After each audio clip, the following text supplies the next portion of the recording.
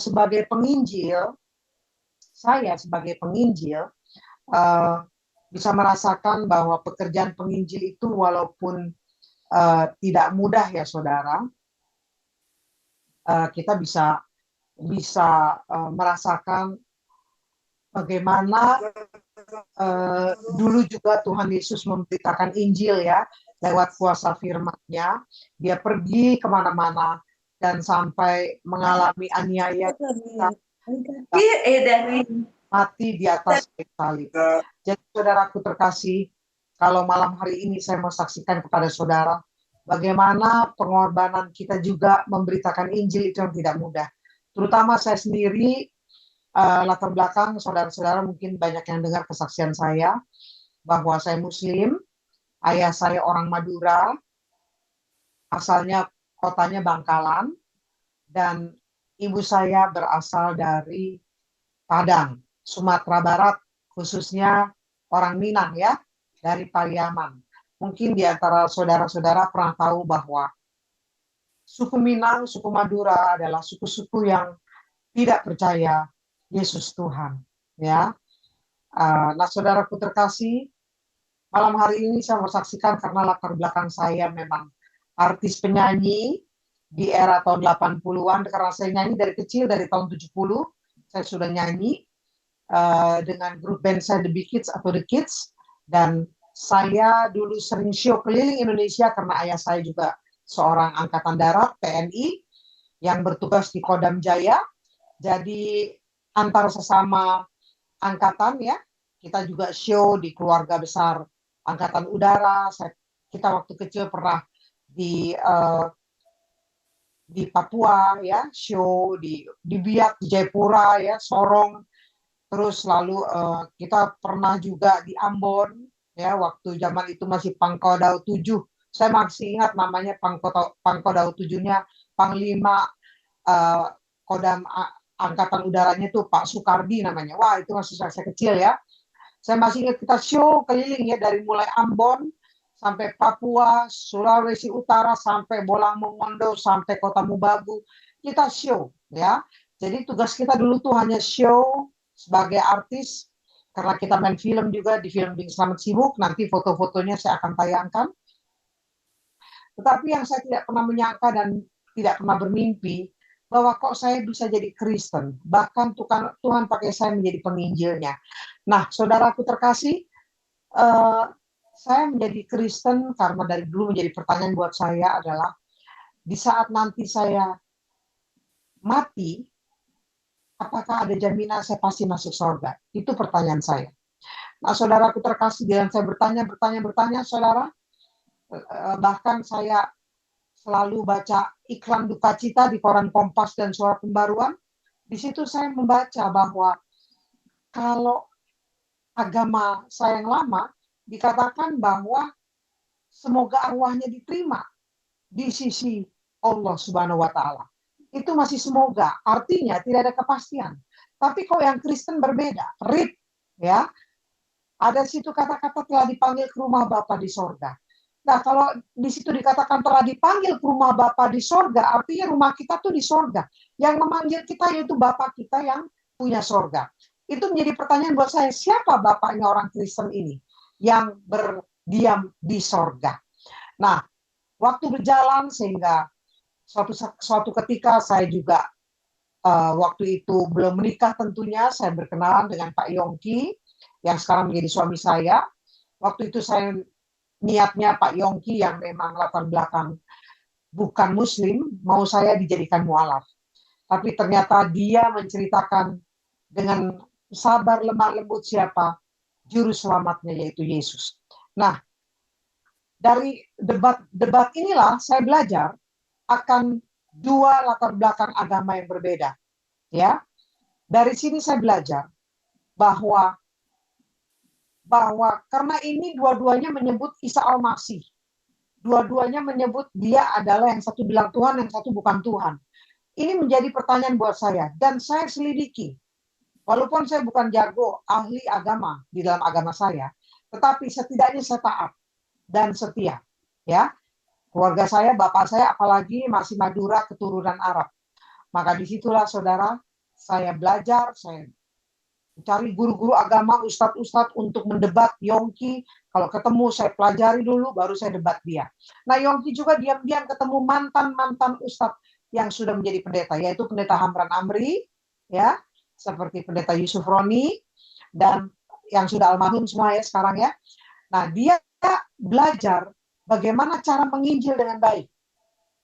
Karena tidak bisa kita menginjil langsung membuka Alkitab, ya, langsung kita jelaskan, apalagi kita menjelekkan agama seberang supaya dia mau ikut agama kita. Nah, di sini dia menjelaskan kepada saya dengan lemah lembut. Akhirnya, saudaraku terkasih, saya yang waktu itu belum jadi Kristen, saya pinjam dari tetangga saya Alkitab. Alkitabnya orang Kristen.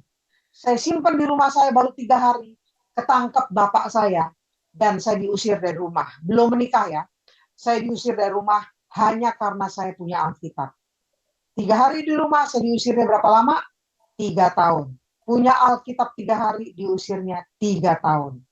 Dalam 3 tahun itu saya justru kos. Di tempat kos itu saya mencari kebenaran dan keselamatan sendiri. Karena sama Pak Yongki sudah tidak ada hubungan. Karena akhirnya saya putus karena belakangan Pak Yongki tidak mau jadi mualaf. Maka saya sendiri keluar dari rumah. Saya tetap menjadi artis. Saya tetap menyanyi, mencari uang. Tapi dalam saya sembahyang tengah malam, sholat tahajud, saya selalu bertanya, tunjukkan aku jalanmu yang lurus ya Allah. Tunjukkan aku kalau engkau adalah Tuhan, Isa Al-Masih engkau adalah Tuhan, kata orang Kristen, engkau adalah Tuhan, tunjukkan ayatnya di mana. Puji Tuhan. Tuhan dengan begitu mengasihi saya. Dia tunjukkan banyak ayat di dalam kitab saya bahasa Arab. Karena Alkitabnya orang Kristen yang saya punya, tetangga punya yang saya pinjam, itu disita bapak saya. Dan saya akhirnya punya kitab saya sendiri, yaitu bahasa Arab, Al-Quran. Dari situ saya menemukan banyak sekali kebenaran. Dan saya menemukan di ayat yang berkata, di saat Isa Al-Masih dilahirkan, di saat Isa meninggal, di saat Isa dibangkitkan. Isa Al-Masih jelas lahir, mati, dan bangkit. Makanya orang Kristen selalu bangga.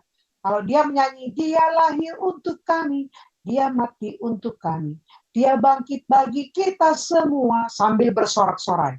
Karena apa?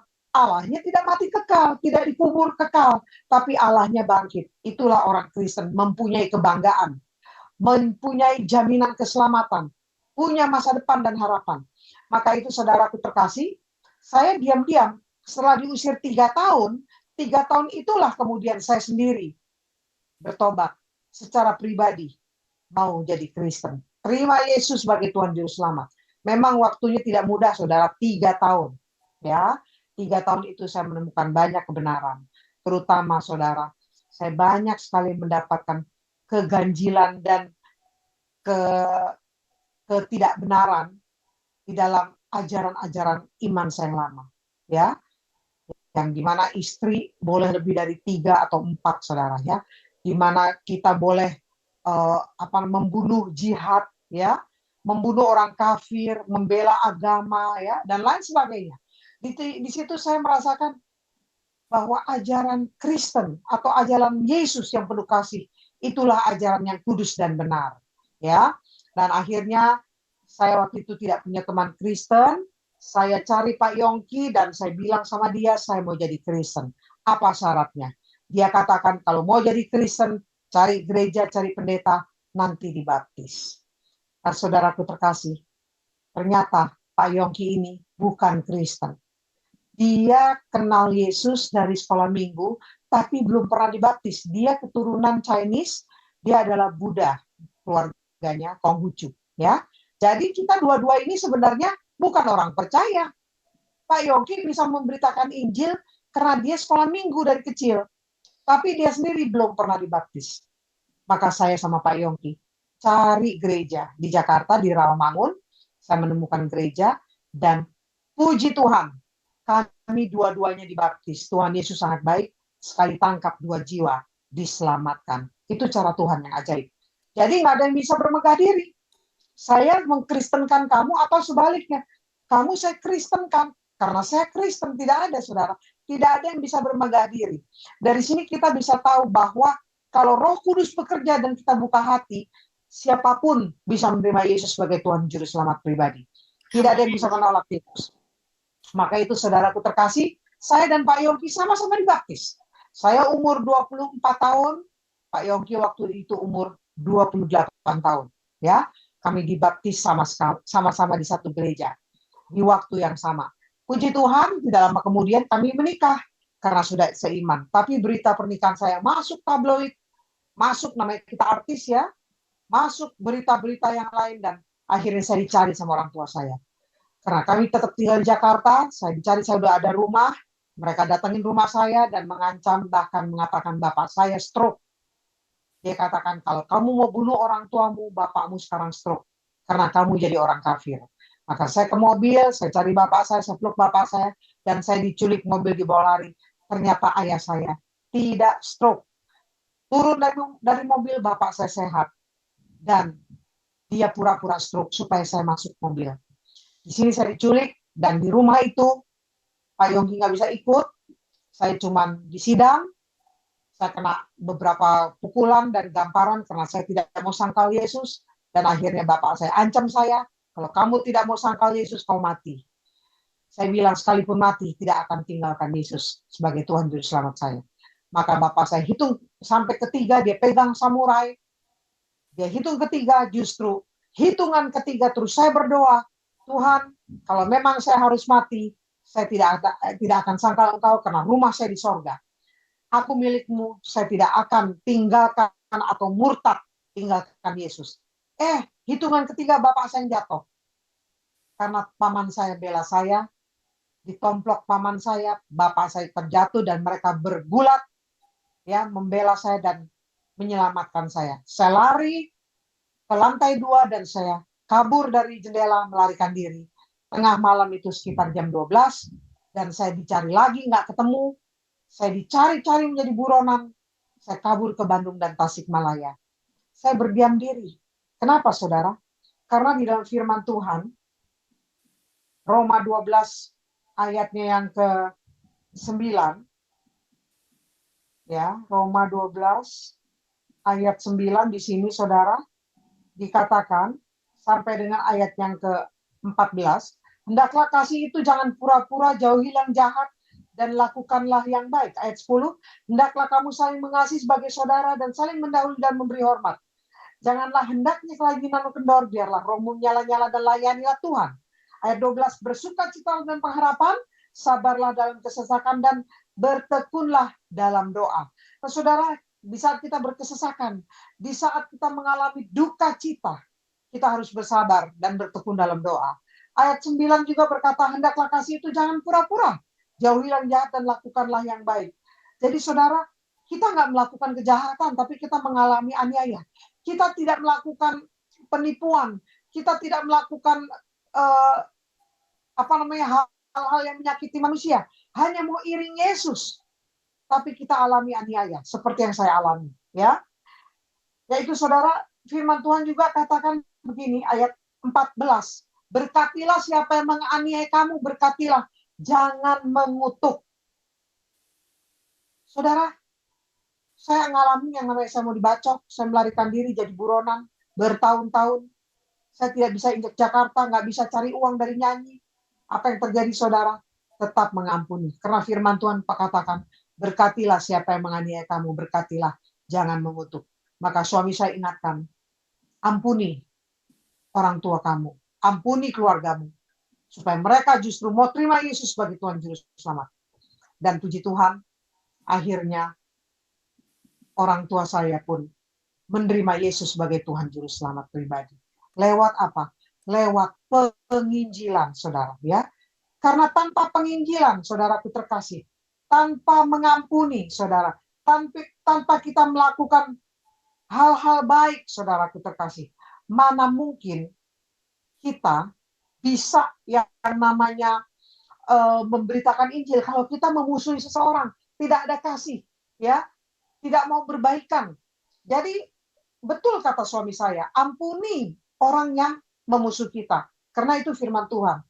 Dan saat itu saudaraku terkasih, kami berpegangan tangan, menangis saya, mengampuni orang tua saya, keluarga saya, dan satu persatu bapak saya pun menerima Yesus sebagai Tuhan, Juru Selamat pribadi. Ayah saya begitu keras, terima Yesus umur 73 tahun ya. Bapak saya menerima Yesus sebagai Tuhan Juru Selamatnya itu berusia 73. Waktunya tidak terlambat karena ayah saya itu sebentar ya, nanti saya akan tunjukin ininya foto kesaksian saya ya, sebentar ya. Tolong ke atas. Saya ini gaptek Bapak Ibu, jadi saya harus panggil suami saya untuk bisa sharing foto kesaksiannya, Mang. Udah tinggal share screen. Ya. Bisa dibuka ya, Bu Eli? Ya, bisa Bu, sudah. Langsung aja.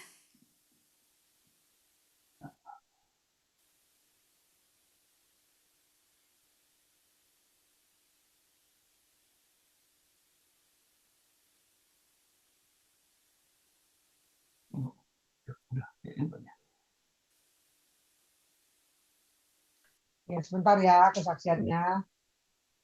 Sudah keluar belum ya? Sudah keluar belum? Sudah sini dulu. Sudah Bu, sudah terlihat. Ya. Oke.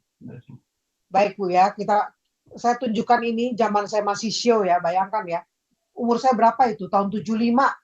Saya yang paling pakai baju seksi itu saya tuh. Kedua Ini itu adalah abang band saya. paling ngetop ini. Ya, Favorit ini saya. namanya Trio The Kids ya. Yola. Lalu kita 6 bersaudara ya.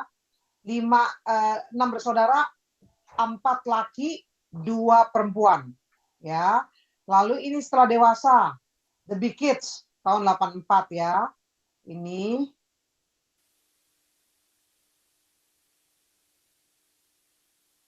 turuninnya gimana ini ya, sebentar. Nah ya. Turuninnya. Fotonya. Bukannya apa ini paling bawah udah turun tuh. Oh itu gitu. Oke. Tanah aja, tanah atas bawah. Oke. Ya. Lalu saya dengan adik saya Imaniar ya, duet di album-album pop sekuler. Ini rekaman Lydia dan Imaniar. Saya dan Imaniar lagu Prahara Cinta, ini yang sampai sekarang lagu ini terkenal. Aku Malu ya. Lalu ini pernikahan saya sudah menikah selama 38 tahun. Ya. Dengan 3 anak dan cucu mau 7, puji Tuhan ya. Nah, ini bapak saya waktu dia mau dibaptis ya. Ini tahun 90 ayah saya dibaptis. Ya, ini jelas-jelas. Jadi ayah saya dibaptis itu karena kami memberitakan Injil. Orang yang begitu keras. Ya, ini ayah saya dibaptis. Bisa kelihatan ya. Coba saudara bisa bayangkan dia usir saya, bahkan kita nggak pernah ketemu, dan akhirnya beritakan Injil. Ini ayah saya, Muhammad Said Bawazir, nama asli lahirnya, lalu masuk tentara dia ganti Said Kelana. Ya, ini wajah ayah saya yang lebih jelas lagi ya, Said Kelana setelah dibaptis ya, wajahnya penuh sukacita, tidak ada paksa ya saudara ya untuk menjadi Kristen. Ini ketiga anak-anak saya, Atalia, Vina Gracia, dan Almeida. Ini saya dan suami dan anak-anak ya. Lalu ini saya saksikan adalah ini abang saya, abang nomor 1 ini. Yang ini namanya Idham Nur Said. Ya. Dia orangnya lumayan toleransi, tapi waktu kami beritakan Injil tidak mau terima Yesus. Anaknya kami beritakan Injil, ini Iva Nur Said, akhirnya terima Yesus sebagai Tuhan Juru Selamat pribadinya. Puji Tuhan, 1 jiwa diselamatkan, yaitu keponakan kandung saya. Nah, Iva waktu dibaptis ya, terima Yesus di usia 16 tahun. Lalu, di sini nih ibu saya. Ibu saya ini haji 3 kali ya. Sudah menunaikan haji. Lalu, ini adik saya Imaniar. Ya, ini Imaniar, sudah pakai hijab, ini saya. Jadi ibu saya ini orang yang kita tahu justru dia ini soal agama ini keras, anak-anak tidak boleh nggak dipanggilkan guru ngaji, harus ngaji, sholat 5 waktu, dia yang kontrol ini ibu saya ini, ya. Dan puji Tuhannya lewat misi dan penginjilan kami berdua, akhirnya ibu saya mengenal gereja Kristen Nazarene Rantau, yaitu gereja orang-orang Minang yang sudah bertobat di Jakarta. Nah, ini ibu saya yang pakai baju putih, ya, masih pakaian seperti ini, ya. Ibu saya kami ajak ke gereja setelah kami memberitakan Injil dan mengenal gereja dan mengenal jemaat Kristen yang orang-orang Minang. Akhirnya ibu saya percaya Yesus. Setelah beberapa tahun kami beritakan Injil, ini ibu saya yang baju putih, rambutnya putih, dan akhirnya dibaptis. Ini Pak Pendeta yang baptis ibu saya. Ini dia ada Pendeta Yanwardi Koto. Kita pernah dengar kesaksian dia di penjara karena dia menyebarkan Injil lewat PKSB, Persekutuan Kristen Sumatera Barat, dan dia ditangkap di Pekanbaru, akhirnya di penjara dan pindah ke Jakarta penjaranya, ya, penjara Cipinang, ya. Ini Pak Pendeta. Akhirnya setelah keluar penjara dia menjadi gembala sidang untuk gereja Minang, gereja orang-orang Minang yang sudah bertobat, bahkan orang Minang yang kawin beda agama dia beritakan Injil untuk terima Yesus, ya. Banyak orang-orang seperti itu yang pernikahannya beda agama, ya. Nah, ini dia, kita lanjut. Oh, nggak mau ya? Apa? Di klik turun nggak mau.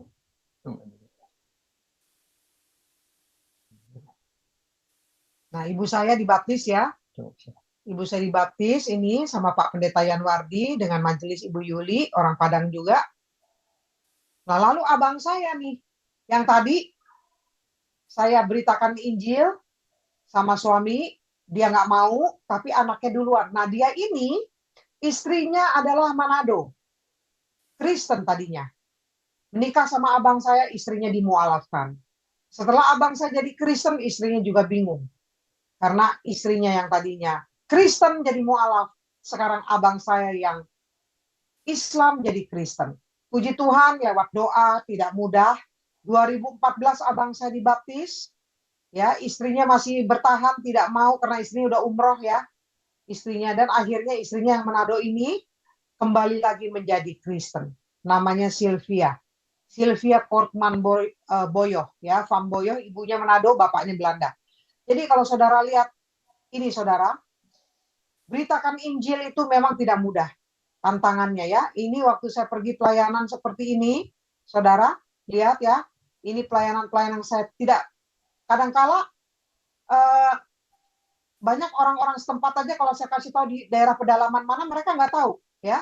Oh, saya orang Singkawang, tapi itu namanya Dilang Putih, di mana saya nggak tahu. Padahal saya udah pernah ke Dilang Putih. Singkawang, Dilang Putih itu 8 jam lewat darat, ya. Yang jalanannya juga seperti ini, ya. Nah, puji Tuhan, saudaraku terkasih, ini pelayanan di mana saya kecapean 14 jam ini sampai Muara Tewe, ya. Dari Kalimantan Timur ke Kalimantan perbatasan selatan lewat darat. Bukan tidak bisa dijangkau dengan pesawat. Memang itu daerah yang tidak ada pesawat kecuali ke Palangkarayanya, ya. Tapi saya harus balik ke airport, nggak memungkinkan. Perbatasannya udah tanggung. Ya, ini daerah yang tidak ada kendaraan, harus naik Gojek, dijemput majelis. Ya. Nah, ini saya disumbang Alkitab bergambar untuk anak-anak sekolah minggu. Yang di sebelah kanan adalah jangkauan yang memang harus saya jangkau. Ya, yang tidak ada daratnya, harus naik perahu, ya, atau longboat kita bilangnya, ya, pakai perahu motor, ya. Ya, kita tinggalnya di seberang, pelayanannya di seberang, seperti itu di sungai, ya. Nah, ini pelayanan-pelayanan yang lewatin Sungai Mahakam seperti itu. Ini orang-orang Dayak, kalau kita datang senang sekali karena banyak orang Dayak juga agamanya Kaharingan atau Hindu Kaharingan, dan mereka dengar kesaksian-kesaksian seperti ini.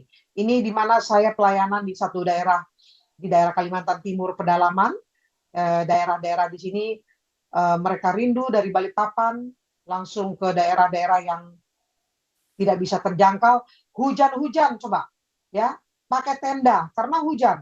Dan walaupun hujan, sudah reda mereka altar call mereka ke depan. Ini adalah mereka pernah jadi mualaf sebagian karena menikah dengan Madura. Ya, jadi di sini saudara bisa lihat. Ini saya nggak sempat datang, mereka nggak sempat datang KKR, minta didoakan kami datang ke rumah-rumah. Ya, saudara bisa lihat di sini. Ini saya di Kalimantan, Barat, Timur, Tengah ya. Ini daerah yang saudara bisa. Ini kadang-kala saya nyetir sendiri, saudara. Ya, karena saya timnya orang-orang Dayak, ibu-ibu semua yang ikut. Ya, kita nggak mau ngebebanin panitia juga, panitia maksudnya pendeta di sana yang gerejanya minim. Ya, ini saya di Kalimantan Selatan, perbatasan tengah. Ya, itu daerah imigran, transmigran orang-orang Batak di daerah kebon-kebon. Ya, ini saya di Papua, saya sampai ke Nabire juga, Teluk Pondama, ya, saya pelayan sampai sana. Lalu ini ada di Toraja, ya, pelayanan kita kemana-mana saudara, dan saya bukan kita, kadang-kadang saya sama suami, kadang-kadang saya sendiri ya, yang penting di sana ada teman yang bisa menemani. Ini daerah-daerah di mana saya tidak bisa tunjukin semua karena banyak sekali ya. Nah ini saudara, kalau saya di NTT.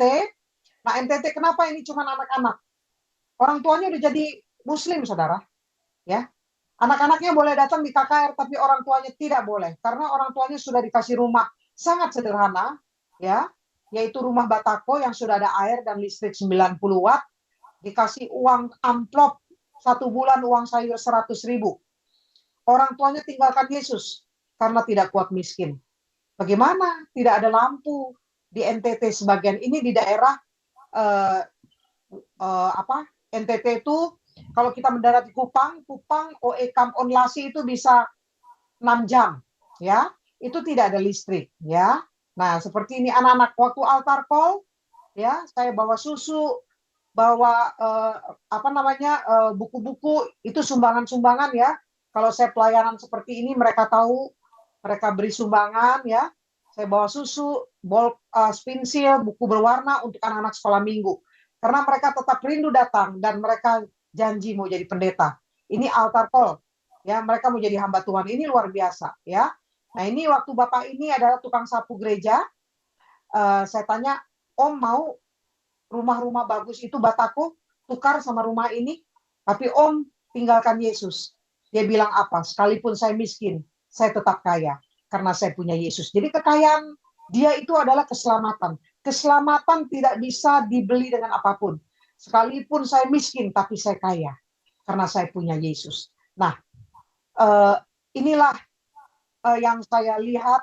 Om ini bertahan, ya, mau terima Yesus, saudaraku terkasih, dikarenakan dia percaya ada keselamatan yang pasti. Walaupun dia tahu hidupnya susah, hidupnya miskin, hidupnya mungkin menderita, tidak seperti orang di kota, ya, tidak punya apa-apa, tetapi di sini dia percaya bahwa percaya kepada Tuhan Yesus Kristus dan engkau akan selamat, engkau dan seisi rumahmu. Tetapi rencana Tuhan tetap selama-lamanya, rancangan hatinya turun-temurun. Itu buat saya, ya. Rancangan hati Tuhan itu turun-temurun buat saya dan keluarga saya. Saya digenapi, ya. Mazmur 33 ayat 11 ini digenapi Tuhan, ya. Puji Tuhan. Saudaraku terkasih, lewat kesaksian pada malam hari ini boleh dibalikin lagi ya. Gimana caranya?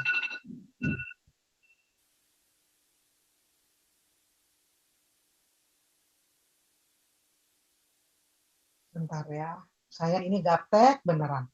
Untung ada suami saya nih bantuin.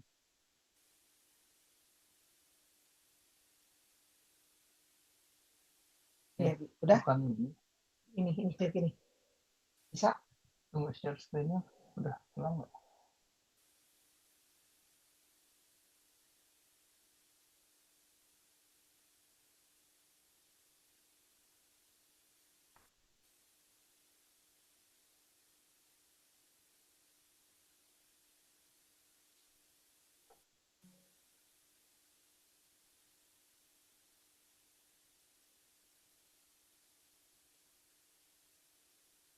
Nah, coba.